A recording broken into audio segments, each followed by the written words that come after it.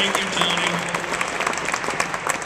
I like how you packed all those comments about Patrick and me in your introduction, and all those untruths about how, we work so hard and all. I know that coming from years and years in Washington, you learn how to mix those words up. I'm really here, and my brother Patrick is here for two reasons.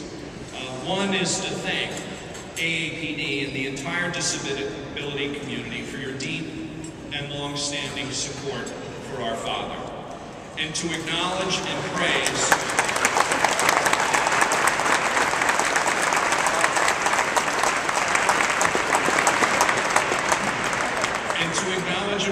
the work of an incredible person who worked with my father in all of his legislative battles for disability rights and bestow one of the highest recognitions that exists in our movement, the Justice for All Award.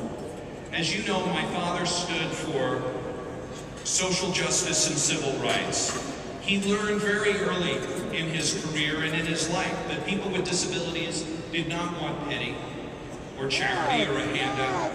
People wanted independence. We want self-determination. We want dignity and equality.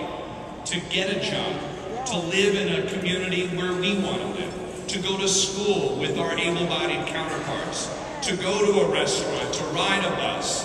That was my father's experience. And I think when the books are all written and the historians have all spoken, I think that my family's legacy in the area of disability law and policy will be its greatest achievement.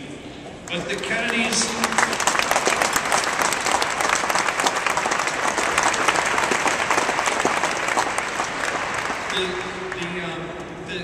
my family's commitment to disability rights was personal.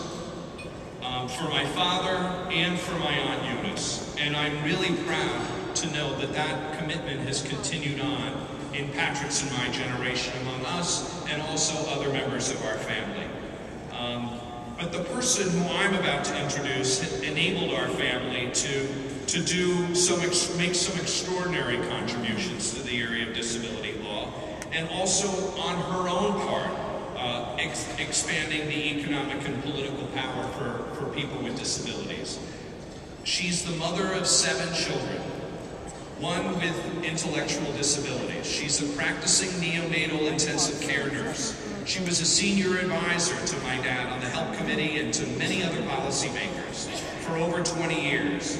Her legislative experiences are legendary, from expanding Medicaid, Ticket to Work, and job expansion, the Ryan White Act, and supporting people with AIDS, IDEA, mental health parity, ADA restoration. And I'm telling you this, if Congress does pass health care reform and Class Act is included in that, which it looks like it is because it's in both versions, the person who's responsible for that is the woman who's going to appear in just a moment.